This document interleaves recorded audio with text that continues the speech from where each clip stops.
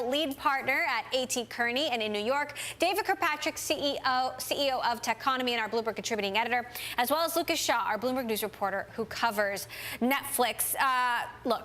Greg, I want to start with you because this is a stock that has been extremely volatile. In fact, when he got off the call at the end of last quarter, Reed Hastings apologized for the volatility. So today we're seeing the kind of volatility you want to see, but still it's unexpected. What's your take on the good and the bad in today's results? Well, there's probably two key drivers of that. One is it's a stock that everyone loves to watch, so there's no shortage of opinions that are going to move it one way or the other. It's certainly entertaining. It's very entertaining. And then the second part of it is, and you can see by the subscriber jump, it's very tough to predict how subscribers are going to react to the offers that Netflix is putting out there. So not only do you have kind of the entertainment portion of the stock, but you're also dealing with unproven response models for why consumers subscribe or why they don't. Lucas, what stands out here to you? A couple of things that were also mentioned, a few weeks ago, Reed Hastings says prospects in China don't look good. Today, they announced that they're going to be licensing some of their content to streaming providers in China. How big a deal is that? It could be a very big deal if they, depending on kind of how much they get in return. I think investors had already baked into the stock the fact that Netflix probably wasn't going to go there. So the opportunity to sell to partners is, in a sense, a concession, them saying that they're probably not going to get there anytime soon, if at all. At the same time, I think a lot of people have been wondering at what point Netflix would start licensing some of its shows back to other people, and whether it works in China could kind of portend some of that elsewhere as well. They're also talking about an increasing amount that they'll be spending on original content, which now accounts for 10 to 20% of content costs altogether. That could go up to 50%. David, obviously, in many respects, the original content is what has retained subscribers and gotten new subscribers. But, at what point does this just get too expensive? Well, if I were an investor, it's already too expensive. I mean, it's 300 plus PE. The problem is, in my mind, look, I love Netflix as a company. I think they've done great things. I'm somebody who sends them money every month, but along with 80-some million other people. But the fact is, it's a really, really good media company that happens to distribute its content over the internet. I don't believe it's a go-to-the-moon company. I think it is a very fortunate company that has grouped itself among the internet community. Therefore, it's perceived to have value alongside companies that really it isn't that much like. How do you respond to that, Greg? The question is going to be how they spend the money. If they just wildly throw money into the market and in a quest to just generate hours, the whole model will fall apart, because we don't need more clutter in a video environment. Does it seem as if that's what they've been doing? Well, that's the risk. They haven't shown themselves to do that yet. They seem to be very prudent in how they're building it out. But if it becomes a quest for hours rather than a quest for high-quality programming, then you could start to see some trouble on the horizon. Lucas, part of the volatility has been driven by this idea, reports that Netflix could be an acquisition target. What is the very latest that we know? Nobody seems to think Netflix is getting acquired by anyone. I mean, Reed Hastings is an entrepreneur by training. He's not someone who seems to want to sell his company. If you listen to him talk, I mean, you asked earlier what stands out. He believes that we are at the beginning of this great migration of television to the internet, and that, you listen to the companies that he looks up to, it's not Disney, it's not CBS, it's not these media companies, it's tech companies like Facebook, like Google, who have massive customer bases, and that's what he sees as the potential for Netflix. Now, there's no guaranteeing that he's going to get there, but they're at almost 90 million customers now. He wants them to be in the hundreds of millions within the next several years. David, the vision is big. Does that bring you any more confidence? Well, I was talking to Lucas about it before the show started. I actually would say no, but here's the way they could change that opinion on my part. If they actually started adding other services and became more than just basically a really good video delivery service, and with the kind of numbers they have and with that scale of a vision, I wouldn't rule out that they might think of other things they could do for people like me and probably everyone else on this program right now who pays the money every month. Greg, you get the last word here. Well, there's no doubt they're going to have to figure out a way to not only use the data they have better in order to monetize the content, but as they mature as a business, the true business elements are going to come into play as well as it relates to how do they manage costs, how do they invest wisely, how do they build out a profitable, growing business, not just a startup that happens to be public. All right. Greg Portal of A.T. Kearney, lead partner there. David Kirkpatrick, our Bloomberg contributing editor. You're sticking with me. Lucas Shaw, who covers Netflix for Bloomberg News. Lucas, thank you as well. Also out after the bell, IBM beating analyst estimates for the third quarter, reporting $19.2 billion in revenue and earnings per share of $3.29. CEO Ginny Rometty highlighting that IBM is seeing double-digit growth in its strategic imperatives. In other words, the revenue coming from artificial intelligence, data analytics, cloud computing, and security. Joining me now, IDC Chief Research Officer Crawford Del Prete and our guest host, Techonomy CEO David Kirkpatrick, still with me. So Crawford, I'll start with you. It's a beat, but still the 18th quarter of revenue declines. Tell us the good and the bad here. Yeah, you got to give this company credit. This company has been on a long-term, multi-year transformation, and we are now seeing really good progress of that. Sure, would people have liked to have seen a little more revenue growth? Absolutely. Margins also took a hit. However, 40% of the company's revenue is now associated with these strategic imperatives. They are showing sustained growth in these strategic imperatives.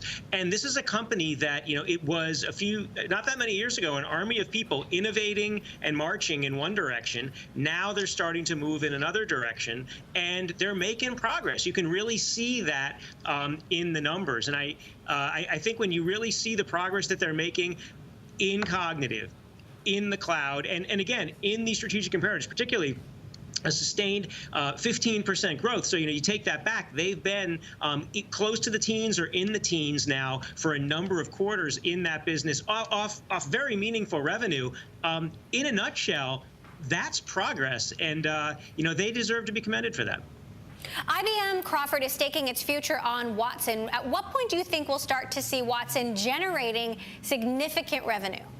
I think at an individual project basis, you're starting to see the seeds of that now. When you look at what we call the innovation accelerators, which are things like the Internet of Things, next generation security, robotics, cognitive solutions, 3D printing. If you look at all those areas, the one area that you can pull through all those is cognitive. So cognitive is a bet on invention that IBM has made, and that will drive significant value in the future. So for example, when you look at companies' journey toward digital transformation between now and 2020, the only area that really increases, and we see it increasing by 4 percentage points in terms of, 6 percentage points in terms of how much people will invest, is in information management.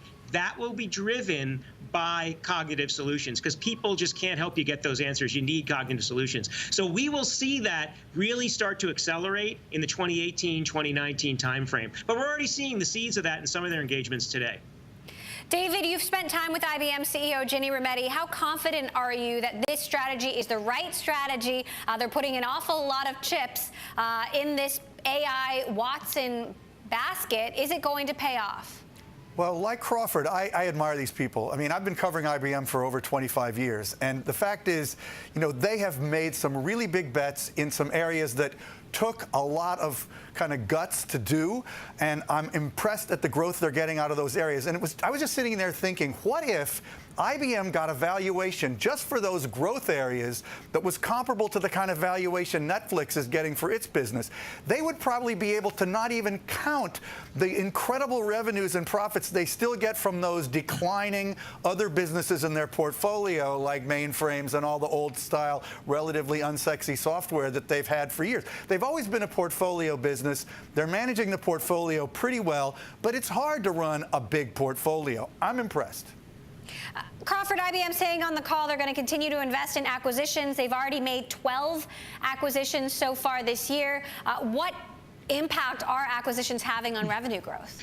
Well, they're absolutely having an impact. Look at it in terms of strategic imperatives. I mean, if you look at their acquisition of a company, well, so for starters, if you look at the cloud, their acquisition in the cloud really is what gave them the basis for them to start growing that business, 3 or 4 years ago. Now, go a little bit more near term, their acquisition of the weather company it was a significant acquisition, and it did a few things. It gave them a platform to start building out and attracting developers toward weather data, which is one of these ubiquitous kinds of data sets.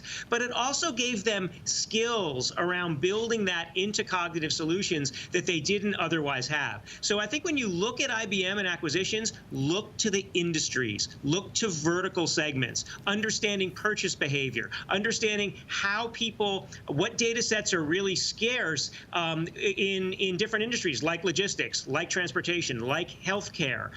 That is likely where IBM will go. Last quick question, Crawford. When will we be reporting the first quarter of revenue increases?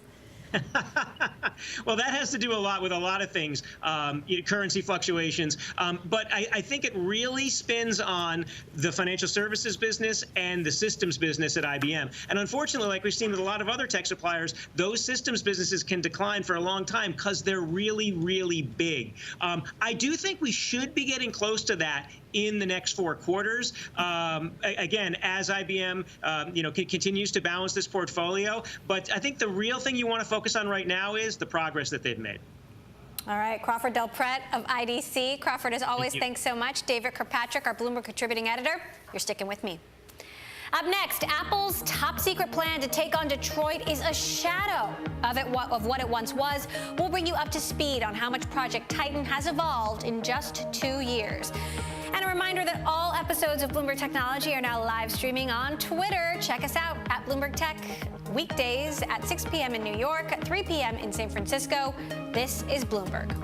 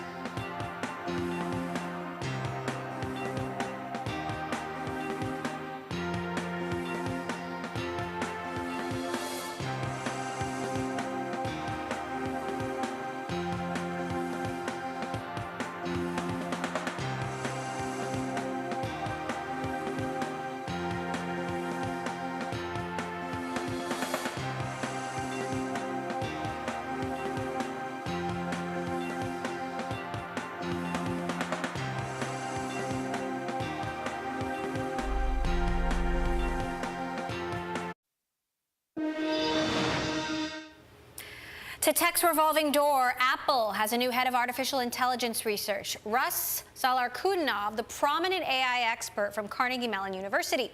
While Apple was an early player in machine learning with its voice assistant Siri, it's now locked in a race to catch up to competitors like Google, Microsoft, and Amazon.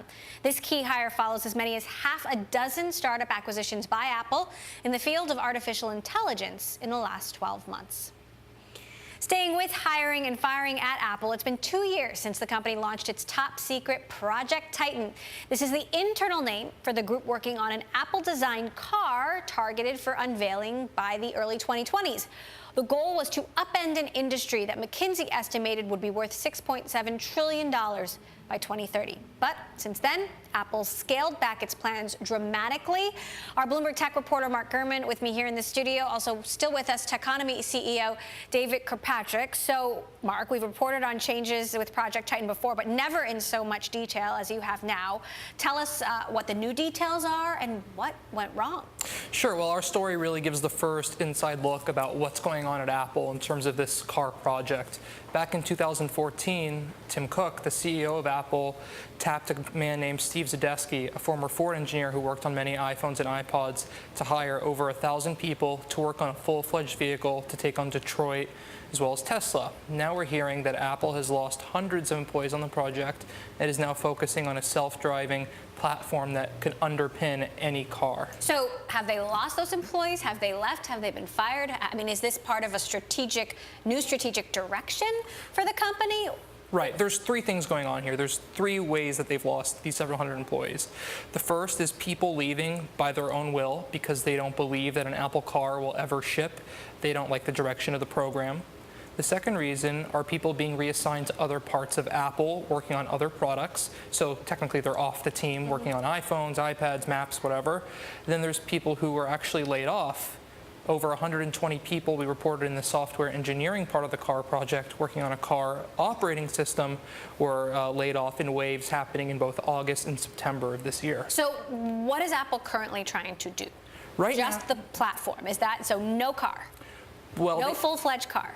Exactly. They got rid of hundreds of people, or hundreds of people actually, we should say, left on the hardware side, people working on car suspensions, mechanics, battery charging components, stuff like that, undercarriages that would normally be in a car. Instead, they're focusing on this underlying self-driving system.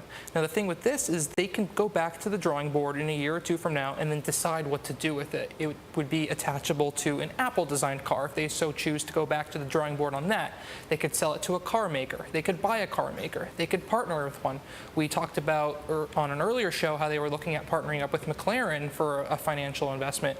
So that's another route they could take. But it just seems like they're not deciding yet what they're going to do. And in our report, a couple paragraphs in, we talk about how Apple set a new milestone date for next fall. Next fall, they're going to decide what they're going to do.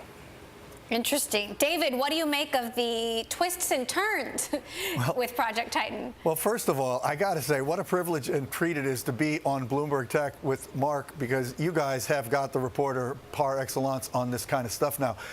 Absolutely. I mean, I'm learning so much. I don't think it ever made sense for them to build a car, in my own opinion. I have to say, I'd love to hear Mark's opinion on that, but let me just blurt out a few other thoughts before we hear that, hopefully.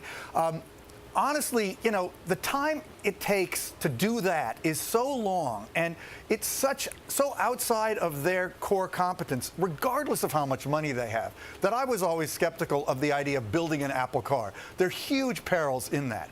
The idea of doubling down on software, which is what they really are good at, makes a lot of sense to me. But what I'm curious about, and maybe Mark could talk about it, is this in effect just a kind of grandiose extension of the CarPlay strategy to include self-driving features? Mark?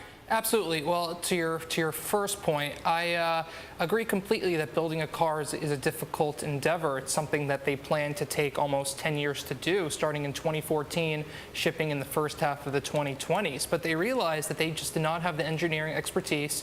They didn't have the politics. They didn't have the culture to build a car. What happened was they basically set up a whole different ecosystem of employees and partners to build this car in the city of Sunnyvale, California, a few miles out from their main Cupertino headquarters.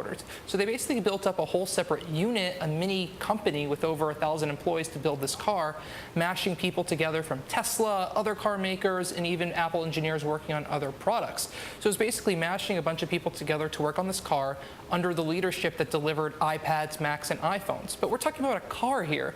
The amount of components and technology expertise that goes into an iPad is 1/50th, 1/100th of a car. So would you say this is just a grand extension of CarPlay as it stands now? What they're looking at now is I would say more than a grand extension of CarPlay, maybe a very, very grand extension of CarPlay, because building these self-driving platforms requires a lot of expertise in the camera field, in the sensor field. So it's a lot more, and they would probably want to do their own operating system and low-level software on that too.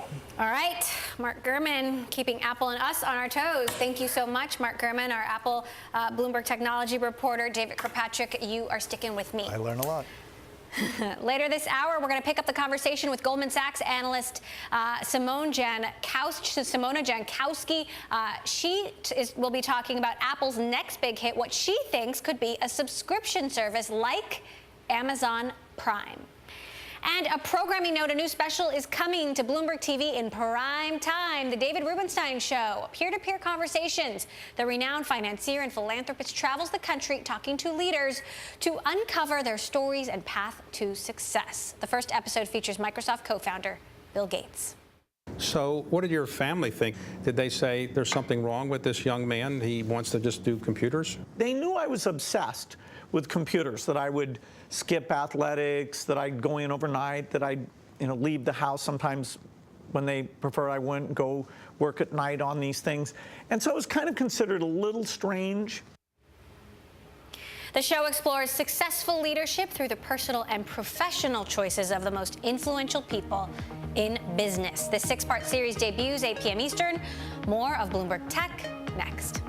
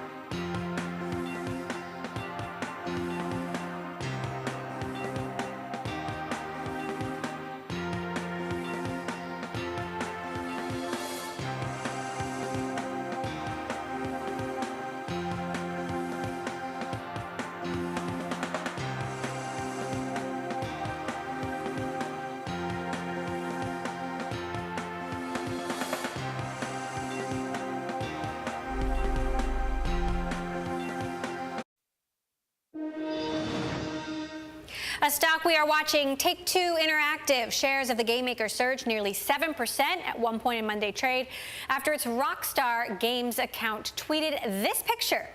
There's no title or text, but fans and industry observers suspect it is a teaser image for the highly anticipated Red Dead Redemption sequel. Take-Two has sold 14 million copies of Red Dead since 2010. And while that's small, compared with Grand Theft Auto's 245 million lifetime sales, analysts suggest a franchise revival, along with other titles, may help drive Take-Two back to growth after a flat 2017. Coming up, Tesla CEO Elon Musk pushed back a highly anticipated product event scheduled for Monday. Now you have to wait till Wednesday. More on the change of plans next. And if you like Bloomberg News, check us out on the radio. You can listen on the Bloomberg Radio app, Bloomberg.com, and in the U.S. on Sirius XM. This is Bloomberg.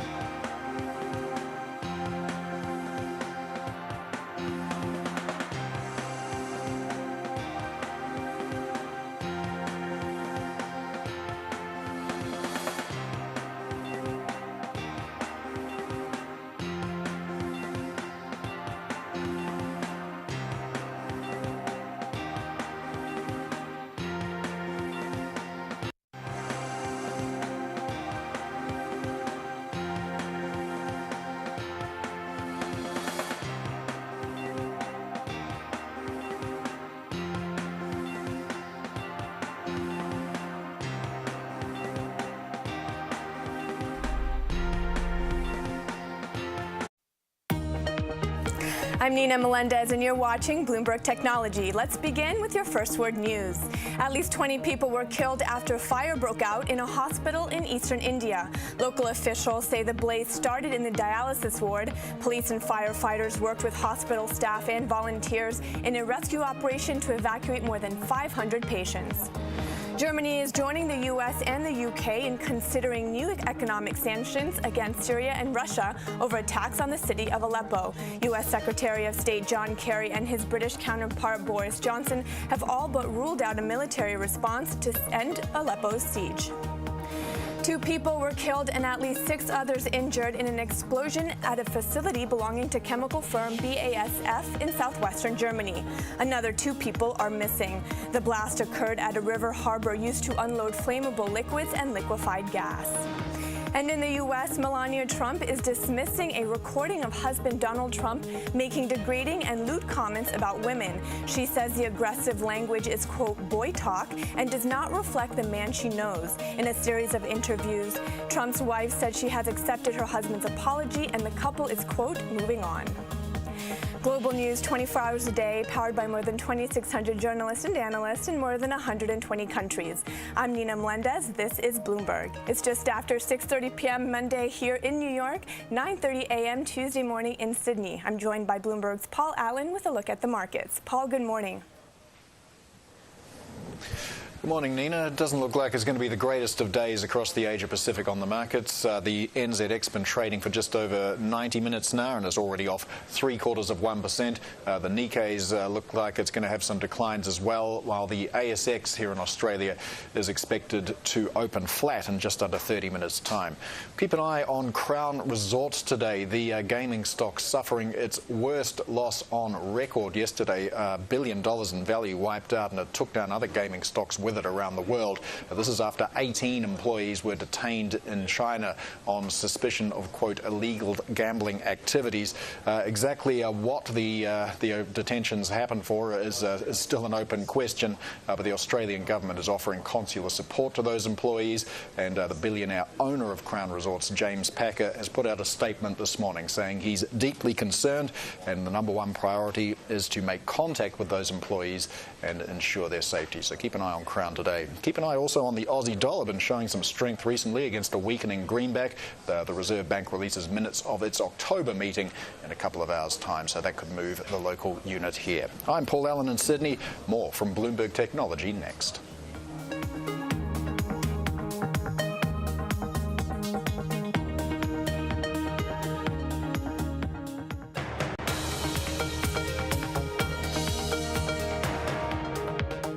This is Bloomberg Technology. I'm Emily Chang. It's time to greet the week and dive into the tech stories that are front and center in the days ahead. First up is Tesla. The electric car maker has pushed back its product event from Monday to Wednesday.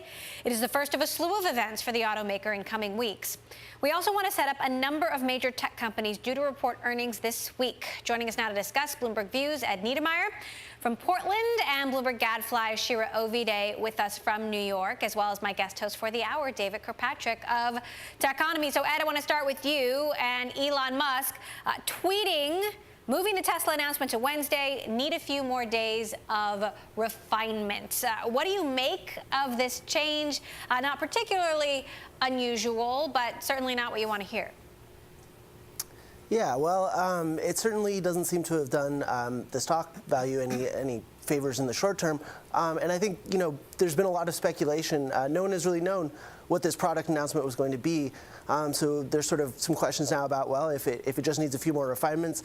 Clearly that points to something that could be hitting the market soon. I think that indicates something more along the lines of a feature for Model S and Model X, the vehicles that are already on the market, rather than some more longer-term product launch. So Autopilot has been at the top of the list of speculation for this product launch.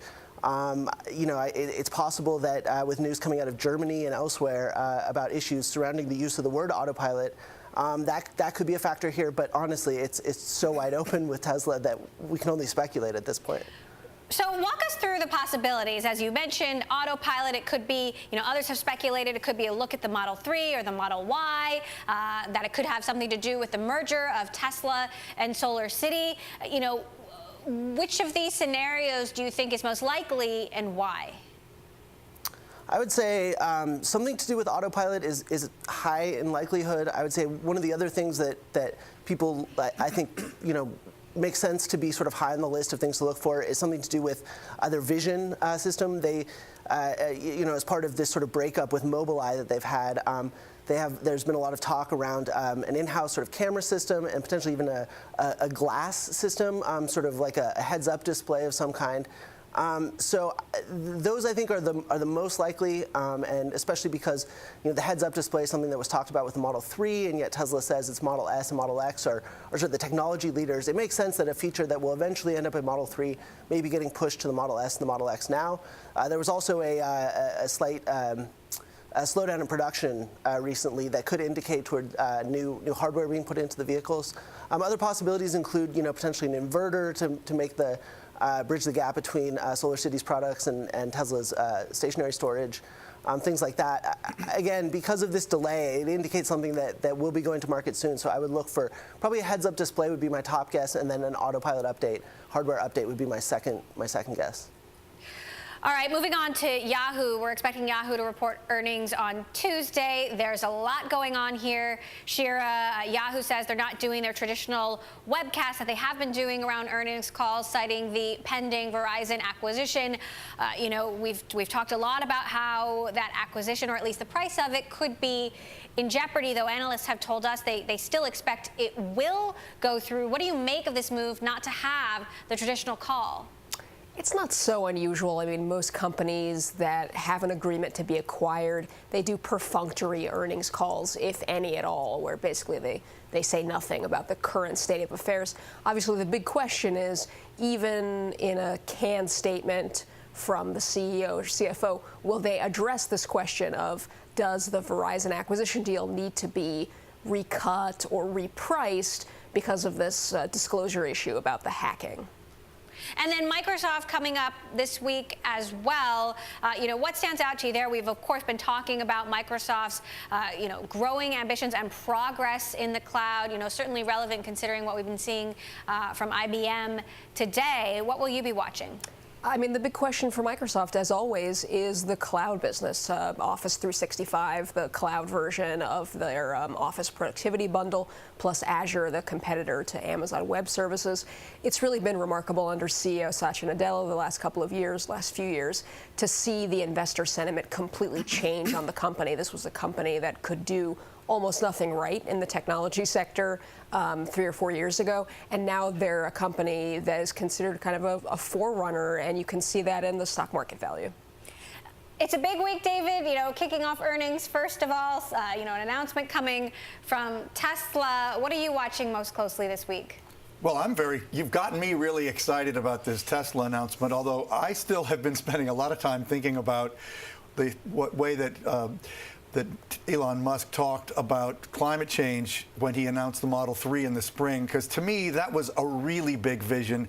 And I think this interesting controversy over autopilot and Mobileye pulling out, that's a surprising thing. A company walking away from a good customer like Tesla because they didn't agree with the way they talked about the usage of the technology, using the term autopilot, et cetera, which I do think is a misleading term and really is unfortunate. But I love Elon Musk's big picture vision about thinking about climate change at the core of everything that company does. It would be great, in my opinion, if that was something he talked about tomorrow.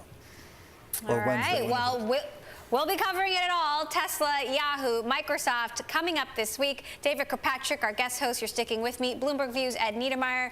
Bloomberg Gadflies, Shira Ovide. Thank you both.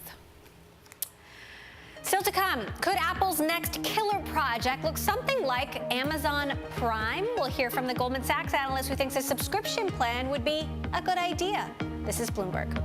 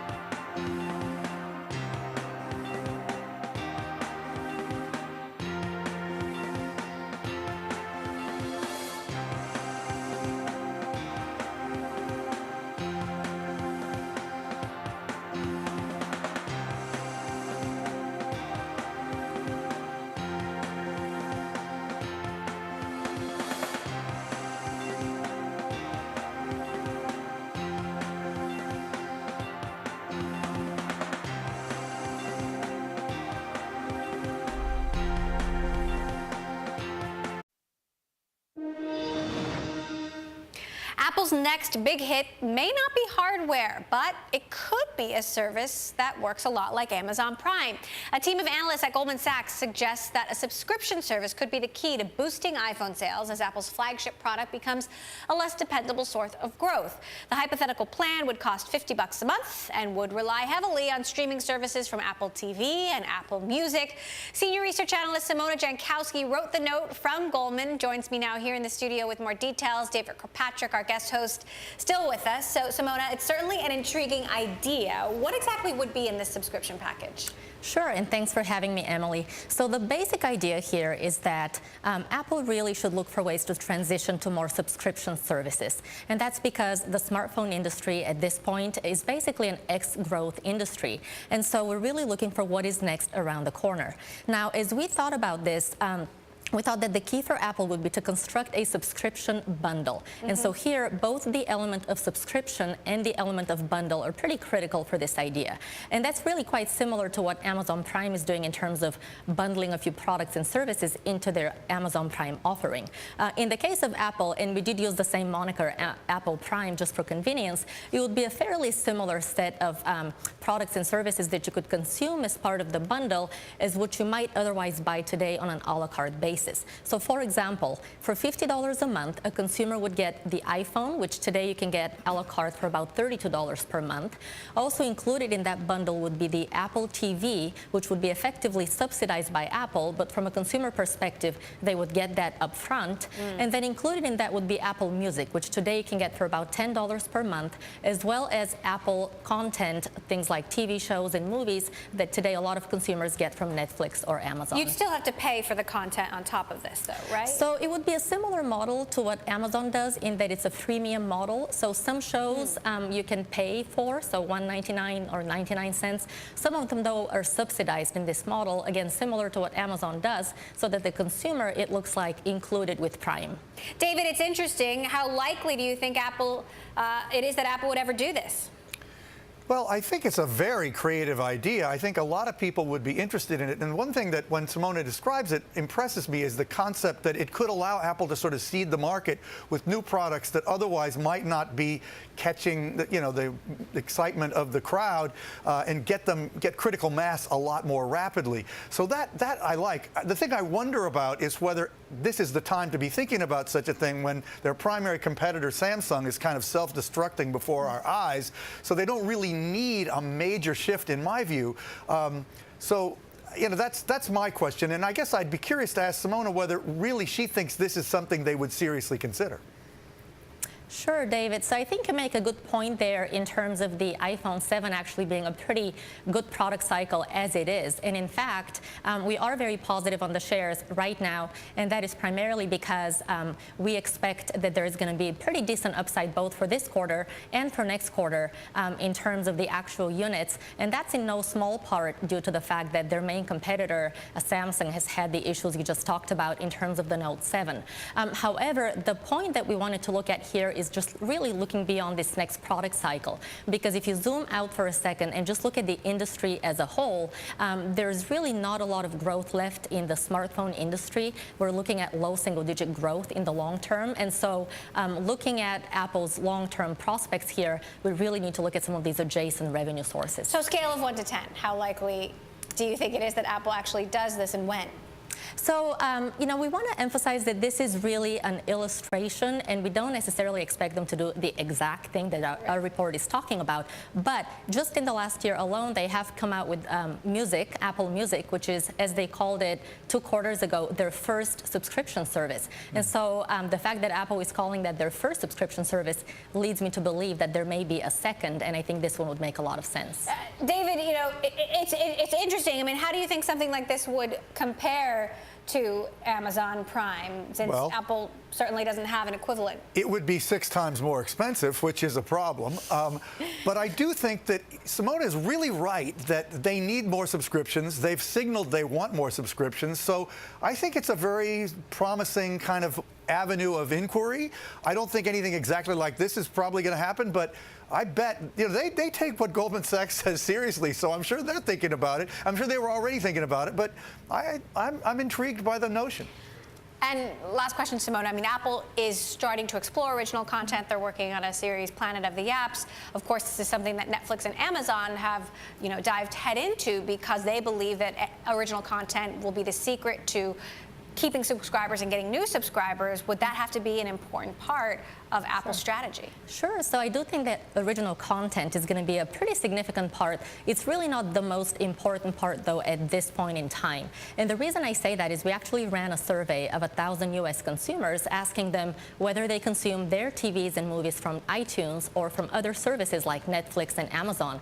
And interestingly, the majority were consuming them from services like Netflix and Amazon. And the reason they cited was because of the subscription element of that, or the all-you-can-eat element of that, not original content. There was only about 2% of the respondents who pointed to original content. So we think the first priority here would be for Apple to launch the subscription service, and that could buy them time to add original content over time.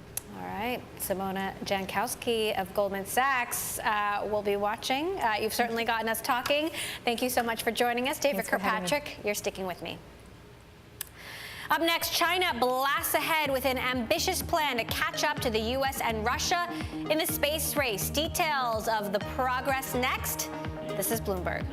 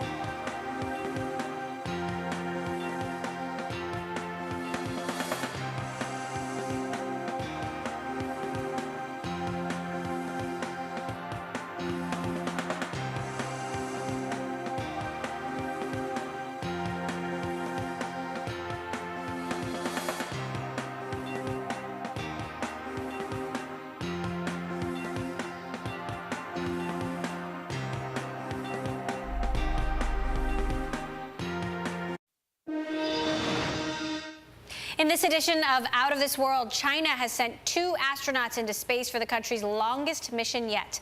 The crew will spend just over a month in space, with most of that time aboard an orbiting laboratory. China has spent billions over the last decade to catch up in a space race led by the U.S. and Russia. It's aiming to operate its own space station by 2022, send an astronaut to the moon by 2025, and land an unmanned vehicle on Mars. Turning back to the biggest mover in tech and extended trading, Netflix shares continuing to pop on better than expected subscriber growth. Despite its 12% retreat this year, Netflix remains one of the priciest stocks on the NASDAQ 100.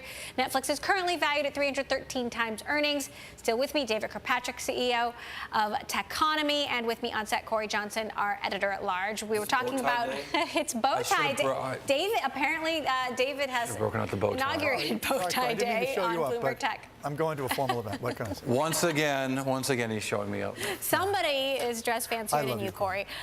So, first of all, we talked about the volatility earlier, the stock up, and this is the kind of volatility investors like to see. But again, it's just been a zigzag for this. If you're short, you don't like it. Netflix is a stock that reacts violently to corporate earnings reports because the company doesn't always meet those results. Last quarter, they came out and missed all their major metrics except for EPS. They were able to miss on international growth, domestic subscriber growth as well. This quarter, however, the subscriber numbers look very strong. Now, I will note that it's in tandem with raising its marketing costs as a percentage of revenue. You spend more money in marketing, you get more customers. That's the way any business works. But nonetheless, these are positive numbers from Netflix showing growth internationally and domestically. Talk to us about what's going on in the U.S. market versus what's happening globally. So what we're seeing in the U.S. that's the developed market. So Netflix investors, bulls and bears alike, like to say the U.S. looks one way. That's what the developed markets might look like for Netflix. International markets look different. So the U.S. market we saw is very, very anemic growth in terms of subscriber count. So Netflix might be as big today as it's going to get in the U.S. Just the growth numbers are just not there. Of course, they're facing really strong competition from Hulu, from HBO, from Showtime, and certainly from Amazon Prime, and that may reflect that. David, more closing thoughts from you as we wind down the show.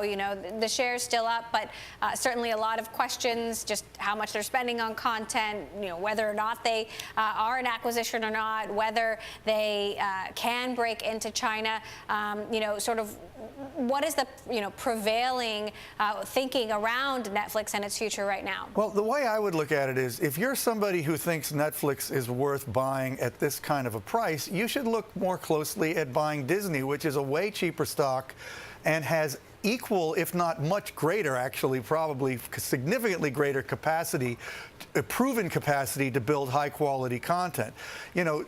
And it actually makes me wonder again about something we were talking about in the show last week. Should Disney buy Twitter? If Twitter went down enough in price, maybe they should, because then they could have a distribution vehicle on top of their content creation capabilities. I still think the way to think of Netflix is just a really, really effective media company that has an internet valuation, and I'm not sure that makes sense. Corey? Oh, there's no free cash flow. I mean, at the pace in the quarter reported today, Netflix will burn through $2 billion this year. So it doesn't look like media companies are all about free cash flow. Now, they, of course, say they're investing for growth. But as I mentioned, those U.S. subscriber additions are very low. The international numbers look good. Then they've got this off-balance sheet problem where they've got $14.4 billion in content that they've contractually guaranteed minimums to pay, that they've got to generate the cash flow to do that. So when you see the cash flow flowing out, that's because they're paying so much for content in a competitive environment against HBO, against Amazon Prime. What about these numbers concern you most? This one. I mean, this number of $14.4 billion that's not on the balance sheet, but is a contractual commitment this company has that they have to pay out that minimum amount of money. They're going to have to bring in a lot of money from subscribers. They've got to keep those subscribers in the fold. They've got to bring down their costs in marketing and content, which they've been unable to do. So Wall Street loves the stock right now. They may. But there are some concerns on the horizon when it comes to paying for all this content. David, you are shaking your head. Well, I'd just love to ask Corey, I mean, don't you think the PE compared to traditional media companies, you just gave another argument why somebody who cares about media and content should be looking elsewhere, in my opinion. Yeah, well, absolutely. Look, fundamentally, a business has to make money, right? You sell something for more than it costs, and you keep some money when you're done. That applies to all of business, and it's going to apply to Netflix eventually. Right. Now, we've had this perverse example in the public markets in the last 15 years of Amazon.com, but Amazon.com has reinvested all of its free cash flow into the business. It has not been free cash flow negative. It has also not gone back to the public markets to sell more equity, unlike so many of these other companies that want to emulate Amazon.com. What about China? I mean, obviously, sort of the way they intended and hoped to get into China is not really working, but now they're talking about licensing their content to Chinese streaming providers. Other U.S. technology companies haven't had a lot of success in China, but media companies like Disney have. They have in certain ways, and you're right, they've brought a different model to China, whether it's in Disney's case in a theme park or with content. One of the things you saw the focus in both the press release and the conference call today was Netflix talking about owning the content that they make. So unlike, for example, the most famous case of House of Cards, they don't own that content. They license that content for a limited period of time, then it goes back to the creators. Netflix is talking about owning their content in a very Disney-like way to own this stuff for a while. I got to ask, what's your favorite Netflix show right now? My favorite, Narcos. So they talked about Narcos. I can't watch Stranger Things because I don't like scary. But you don't know Narcos, more. You used to. It's actually a different kind of scary, but I like it. Get Down. Get Down with Get Down. It is so good. All right. I'll check it out. Diane and I have been watching this. Always looking for something good. Corey Johnson, our editor-at-large, David Kirkpatrick, CEO of Techonomy, and our guest host for the hour. David, thank you so much for joining us today. And that does it for this edition of Bloomberg Tech. Tomorrow, we've got an exclusive conversation with Zenefit CEO David Sachs, plus Lyft co-founder John Zimmer will be joining us. Remember, tweet your questions. We're at Bloomberg Tech TV and streaming live every day, 6 p.m. New York time on Twitter. That's all for now from San Francisco. This is Bloomberg.